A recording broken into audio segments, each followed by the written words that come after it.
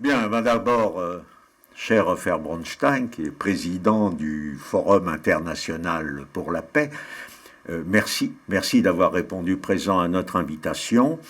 Et dans quelques jours, mercredi, ce sera le 20e anniversaire, non pas de la mort de Rabin, mais de l'assassinat de Rabin. En invitant Ofer Bronstein, j'ai invité le proche collaborateur, l'ami de l'ancien Premier ministre, du général aussi, du militant infatigable pour la paix, parce que la paix, les accords d'Oslo-Washington, mais n'oublions pas qu'il y a quand même son travail qui continue toujours, c'est la paix qu'il a fait avec la Jordanie. Et ça, c'est lui qui a fait. Et ensuite, je dis bien le proche collaborateur, l'ami, mais aussi celui qui a participé à ces accords d'Oslo-Washington, qui a été missionné par Yitzhak Rabin. Alors, ma question est toute simple. 20 ans après, comme dirait Alexandre Dumas dans Les Trois Mousquetaires, 20 ans après, qu'en est-il? On sait où est, ou malheureusement où n'est pas la paix, mais là-dessus, je crois que tu as des choses à nous dire. Écoute, 20 ans après, tout d'abord, c'est triste de voir comment le temps passe vite. Et je me rappelle de cette extraordinaire manifestation d'enthousiasme, de soutien à la politique de Rabin, de soutien à la paix qui nous avait tous réunis à Tel Aviv le 4 novembre 1995. Et comment cette soirée s'est terminée par la plus grande tragédie, je crois, qu'Israël ait connue. Parce que pour moi, en tant que franco-israélien qui détient aujourd'hui un passeport palestinien, il y aura l'avant-Rabin et l'après-Rabin. C'est une borne. Oui, Rabin pour moi et son assassinat, c'est un carrefour que Israël n'a malheureusement à ce jour pas su emprunter de la façon la plus sereine. Je dis avant Rabin et après Rabin parce que je regrette de constater, je le fais avec énormément de tristesse, qu'à ce jour, bien que c'est l'homme qui a été assassiné, mais pas la voie, pas celle de la paix, de la réconciliation, des changements de priorité nationale qu'on avait entamés tous ensemble sous son leadership, mais à ce jour, c'est son assassin qui a gagné. L'homme qui a voulu tuer Rabin, ce terroriste fasciste juif qui a osé tirer 3 balles sur Rabin cette soirée du 4 novembre 1995. Pour l'instant, il a gagné. Tu étais à côté, je crois. J'étais pas loin. J'étais pas loin. J'étais une quinzaine, une vingtaine de mètres. C'est terrible. Je m'en souviens comme d'hier. Et je déplore le fait que la société israélienne s'est radicalisée, a emprunté une pente qui est dangereuse. On le voit aujourd'hui, 20 ans après, que tout ce qu'on avait fait, tout ce qu'on avait réalisé en très peu de temps, puisqu'il a été élu en 92 et en 3 ans. Vous savez, vous avez dit, Jean-Michel, que Rabin, ça a été l'architecte d'Oslo, et c'est pour ça qu'il a reçu un prix Nobel de la paix. Je l'ai accompagné le 13 septembre 1993 à Washington, avec les délégations, pour être témoin de cette poignée de main historique, cette réconciliation, cette reconnaissance. Avec Pérez à côté. Avec Pérez et Abou Mazen à côté. Ouais. D'ailleurs, on oublie quelque chose, c'est pas Rabin et Arafat qui ont signé les accords. Non. C'est Shimon Peres et Mahmoud Abbas, Abou Mazen, qui les ont signés. C'est bien de le préciser. Oui. Et c'était un moment extraordinaire de vivre cette double reconnaissance par le leader emblématique des Palestiniens de l'OLP, Yasser Arafat, et par le général, et tu as raison de l'avoir mentionné, l'homme de guerre, le diplomate, et cet homme d'État extraordinaire. Oui, diplomate, il était ambassadeur d'Israël aux États-Unis, à Washington, oui. C'est ça, il faut le rappeler. Oui. Et c'était très émouvant, cette double reconnaissance. Ça ouvrait la porte à une réconciliation entre Israël et le monde arabe. On peut ajouter aussi que c'était le militant, car lorsque nous sommes rendus à ses funérailles, j'ai accompagné Pierre Mauroy. Pierre Mauroy l'avait souvent rencontré car c'était aussi un social-démocrate. Pierre Mauroy était président de l'Internationale socialiste et Rabin était vice-président de l'Internationale socialiste et nous avons eu l'occasion de le rencontrer. Je l'ai même rencontré à plusieurs reprises au CIMEC, au Socialist International Committee, qui ne manquait pratiquement jamais lorsqu'il était aux affaires. Je crois qu'il est bon de le rappeler aussi. Oui, c'était une époque où l'international socialiste avait un poids, avait une dimension internationale. C'est un autre débat de faire un état des lieux aujourd'hui. Oui. Malheureusement, la social-démocratie traverse cette fonction politique qui était la sienne. Mais moi, je voulais rappeler l'œuvre de Rabin dans la mesure où le 13 septembre, il y a ce moment extraordinaire à Washington, cette double reconnaissance, cette reconnaissance mutuelle. Mais ce qu'on oublie très souvent, et la plupart des Israéliens l'ont oublié, la nuit du 13 au 14 septembre 1993, après cet événement extraordinaire à Washington, l'avion d'Yitzhak Rabin et de sa délégation, j'en faisais partie, n'est pas rentré en Israël. De Washington, on est allé directement à Rabat, au Maroc. Et c'était la première fois qu'un Premier ministre, avec un avion d'El Al, avec un drapeau israélien, atterrissait dans une des plus grandes capitales du monde arabe, qui est le Maroc, accueilli par le roi Hassan II et par d'ailleurs ses deux fils, dont l'actuel roi, Mohammed VI. Et donc ça a été un moment extraordinaire d'être au Maroc. Nous sommes allés ensemble, elle venait juste d'être inaugurée à la mosquée, à la plus grande mosquée au monde, qui est la mosquée Mohammed V à Casablanca. Donc être là avec Rabin à la mosquée Mohammed V, être là avec Rabin à la synagogue, être là avec Rabin, avec le roi et ses fils, c'était extraordinaire. Et c'était officiel, c'était un drapeau israélien, un avion d'El Al qui atterrissait à Rabat. Et la suite, vous l'avez dit, quelques mois après, c'est les accords de paix avec la Jordanie. Ensuite, c'est des bureaux d'intérêt comme des ambassades qui ont ouvert à Tunis, des relations diplomatiques avec la Mauritanie, des bureaux d'intérêt au Maroc, des bureaux d'intérêt dans les pays du Golfe. Donc une dynamique de réconciliation avec le monde arabe qui reconnaissait Israël. Aujourd'hui, on est témoin d'une vague de dénigrement même de l'existence de l'État d'Israël.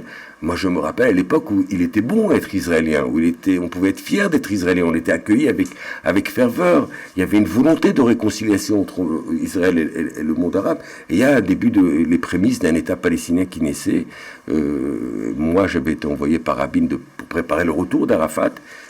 Donc j'étais à Tunis à plusieurs reprises pour rencontrer Yasser Arafat avant son retour en Palestine, et donc cette autorité palestinienne qui se crée avec Arafat et une dynamique de réconciliation entre Israéliens et Palestiniens, des dizaines, des centaines de rencontres quotidiennes entre Israéliens et Palestiniens, des échanges économiques, culturels, pédagogiques, des jeunes qui se rencontraient, des instituteurs qui se rencontraient, des hommes et des femmes d'affaires qui se rencontraient, qui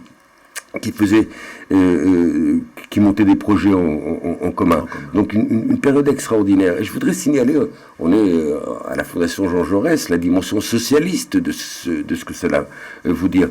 Le slogan de Rabin, et je l'ai accompagné pendant les élections de 1992, a été « Je vous promets un changement de priorité nationale ». Ce n'est pas uniquement la paix, mais c'était un changement de priorité nationale. Et j'aimerais souligner un élément très important. Pour la première fois dans l'histoire d'Israël, à ce jour, 65 ans après la création de l'État d'Israël, pour la première fois dans l'histoire de l'État d'Israël, entre 1993 et 1995, jusqu'à l'assassinat d'Yitzhak Rabin, le budget de l'éducation nationale israélien était plus important que le budget de la défense. Oh là là. Et ça c'était le social-démocrate qui était. Voilà, on investissait plus nos moyens, nos efforts, nos énergies dans l'éducation, dans la société israélienne, dans le bien-être des citoyennes et des citoyens israéliens, et moins dans la défense et dans l'armée. Ça a duré que 2 ans. 63 ans d'existence de l'État d'Israël, ça a toujours été le budget de la défense qui était le plus important, le plus lourd à porter pour les citoyens israéliens. Je voudrais aussi apporter une toute petite précision dans le cadre de cette coopération, c'est que président de l'Internationale socialiste, c'était aussi le maire de Lille. Et il y a eu une mise en place d'un spectacle, Roméo et Juliette. Juliette était israélienne et Roméo palestinien. Ça s'est joué à Jérusalem, à l'ancienne usine à gaz. Ça s'est joué au parc de la Villette et bien sûr à Lille. Et à la représentation au parc de la Villette, ont assisté, à l'époque, elle venait d'être nommée Laïla Chaïd, qui était la représentante de la Palestine en France, et Lancry, qui était l'ambassadeur à l'époque d'Israël en France. Ça aussi, c'est une dimension culturelle qui n'est pas négligeable. C'était un an après, quelques mois après les accords de Washington. Je tenais à le préciser parce que c'est quand même... Tu as parlé de l'aspect de l'éducation nationale, mais il y a aussi un aspect culturel. Et on s'était rendu pour... Les répétitions avaient lieu à Jérusalem, et il y avait dans cette pièce de Shakespeare la moitié de comédiens israéliens et la moitié palestiniens. Ça aussi, c'est unique, ça ne s'est jamais reproduit. Mais tu as raison de le signaler, Jean-Michel. Encore une fois, moi je déplore ce qui s'est passé depuis. Comme tu le dis, comme je le disais, il y avait une lune de miel. Israéliens, Palestiniens marchaient main dans la main, pas seulement dans les rues de Tel Aviv, dans les rues de Ramallah ou dans les rues de Gaza, mais aussi dans les rues de Paris, dans les rues de Lille, dans les rues de Washington, de Berlin, de Londres. Il était bon d'être Israélien et Palestinien ensemble pour monter des projets dans tous les domaines. Et encore une fois, oui, dans les rues de Lille, puisque Pierre Mauroy a été le premier à avoir le double jumelage avec Safed et avec la pelouse. Et aujourd'hui, malheureusement, ce jumelage est remis en question, comme beaucoup de choses qu'on avait réalisées à l'époque, qui sont remises en question par les uns et par les autres. Aujourd'hui, le constat que je fais, c'est les Israéliens et les Palestiniens ne se rencontrent presque pas. Deux, et c'est ça qui m'inquiète énormément, parce que cette atmosphère, cette ambiance délétère, qui a précédé l'assassinat de Rabin. L'assassinat de Rabin, c'est pas un homme qui se réveille un matin, qui prend un pistolet et qui va le soir assassiner un Premier ministre. C'est un homme qui se sent envahi d'une mission, encouragé par des rabbins, encouragé par des leaders politiques. Ce que moi je déplore, et j'en suis profondément triste, c'est que ceux qui ont incité, ceux qui ont encouragé, ceux qui ont voulu la disparition politique et physique d'Yitzhak Rabin, une partie d'entre eux aujourd'hui sont en pouvoir en Israël. Une partie d'entre eux aujourd'hui sont ceux qui dictent l'ordre du jour aux Israéliens et aux Palestiniens. Et ça, c'est quelque chose que je ne peux pas supporter. On se souvient de la mèche et des moustaches d'Hitler collées sur le portrait de Rabin, le kéfier d'Arafat, tout ça. Il faut le rappeler 20 ans. L'uniforme SS, le tombeau qu'on portait 2 semaines avant à une manifestation à Jérusalem, ou sur le balcon de cette manifestation qui a incité à éliminer politiquement et physiquement Yitzhak Rabin, se trouvait Ariel Sharon et Benjamin Netanyahu. Je dois le signaler avec respect que le seul leader du Likoud qui avait refusé de monter sur ce balcon, qui avait refusé de participer à cette manifestation pleine de haine, était David Levy, ex-ministre... David Levy, ex-ministre des Affaires étrangères du Likoud, de Begin. Mais ces gens-là qui étaient au balcon, ces gens-là qui ont encouragé, qui ont incité contre Yitzhak Rabin, ces gens-là, une partie d'entre eux aujourd'hui sont au pouvoir en Israël. Ça veut dire que l'assassin de Rabin à ce jour a réussi son coup. Que nous, le camp de la paix, on a été laminé, on a été affublé, que la situation entre Israéliens et Palestiniens, en ces jours même, on voit cette recrudescence de violence, des Israéliens qui sont terrorisés d'un côté, des Palestiniens qui sont sous occupation et frustrés de l'autre, ce qui crée aujourd'hui, encore une fois, malheureusement, un relent de violence entre Israéliens et Palestiniens. La paix s'éloigne, encore une fois, de la portée des jeunes générations d'Israéliens et de Palestiniens. Depuis l'assassinat de Rabin, 20 ans, c'est une génération.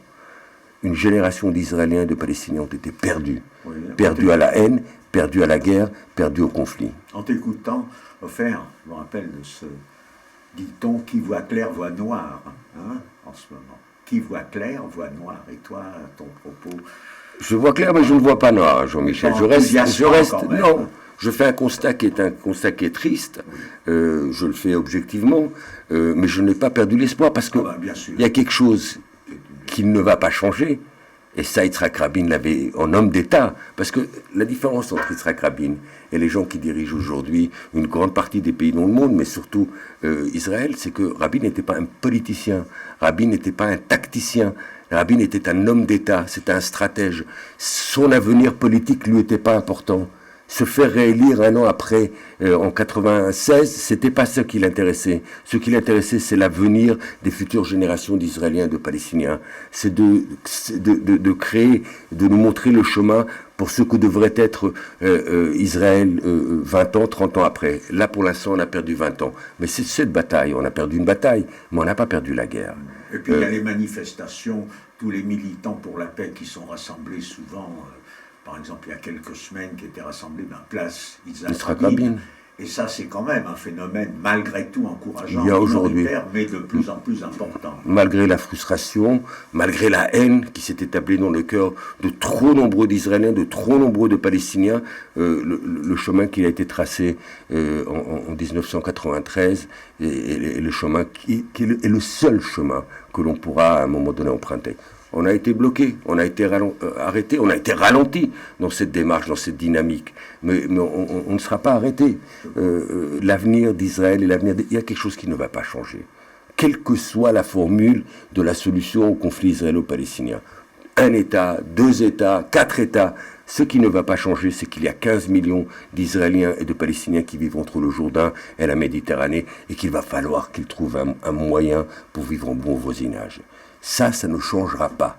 Et les petits politiciens qui continuent à inciter à la haine, on voit aujourd'hui des incitations à la haine aujourd'hui en Israël, contre le président Rivlin, du Likoud, de la droite, parce qu'il a tenu des propos qui étaient courageux contre l'incitation à la haine, contre les actes terroristes que certains juifs commettent contre des Palestiniens. Aujourd'hui, lui-même est menacé de mort. C'est inacceptable qu'encore une fois, aujourd'hui, dans la société israélienne, il y a une atmosphère de délation, une dynamique de haine qui prend une ampleur qui est inquiétante. Mais nous avons perdu cette bataille, nous n'allons pas perdre cette guerre, il faut qu'on retrouve la virulence, la dynamique, la détermination qu'Yitzhak Rabin et que nous avions à l'époque pour changer encore une fois la réalité de la région et pour le bien-être des futures générations. Continuons le combat. Bien sûr, continuons le combat. Son chemin, il était encore une fois en homme d'État, était clairvoyant. Il savait exactement où on devait aller. C'est dans cette direction-là, c'est cette direction-là. Même si on a été détourné par ce chemin, par des radicaux, par des fascistes, par des extrémistes et par des terroristes de part et d'autre, ce chemin-là, on va le reprendre. Et cette bataille-là, on va la gagner. Il n'y a pas d'autre alternative pour les Israéliens, pour les Palestiniens, pour le Moyen-Orient. Le Moyen-Orient est en train de vivre une période des plus pénibles de son histoire. Il est déchiré, il est ensanglanté, il est à la recherche d'un nouveau souffle. La réconciliation entre Israéliens et Palestiniens redonnera espoir aux Syriens, aux Irakiens, aux Jordaniens, aux Égyptiens qui tous traversent une période très difficile. Vous savez, Jean-Michel, le conflit israélo-palestinien a une implication, des échos, a un impact au-delà d'Israël et de la Palestine. On le voit malheureusement que certains, de part et d'autre, importent ce conflit sur la place à Paris, en France, à Berlin, à Madrid et ailleurs. Ils s'exportent un peu partout. Ils s'exportent un peu partout. Ils mettent dos à dos les uns et les autres. Ça devient un conflit religieux, ça devient un conflit intercommunautaire. C'est inacceptable. C'est pour ça que la solution à ce conflit aura un impact positif, pas seulement sur la région, mais aussi dans les rues de Paris, dans les rues de Berlin, de Madrid ou de Rome. Merci beaucoup, Ofer. D'abord, comme je répète encore une fois, d'avoir répondu à notre invitation et de nous avoir tenu un discours réaliste, un discours de vérité, présentant 20 ans après son assassinat, Yitzhak Rabin comme un homme d'État dans toute la dimension universelle, et on peut dire, et du patriote militaire que cela peut avoir. Et 20 ans après, les cérémonies passent, mais la vie reste. Et la vie, eh bien, c'est de continuer le combat, de continuer à militer pour la paix. Un grand merci d'être venu nous voir et un grand merci pour le message que tu nous as délivré. Merci, Ofer. Merci, Jean-Michel. C'est un plaisir d'être ici à la Fondation Jean Jaurès. Le chemin pour la paix et pour la justice sociale continuera. Notre combat continue.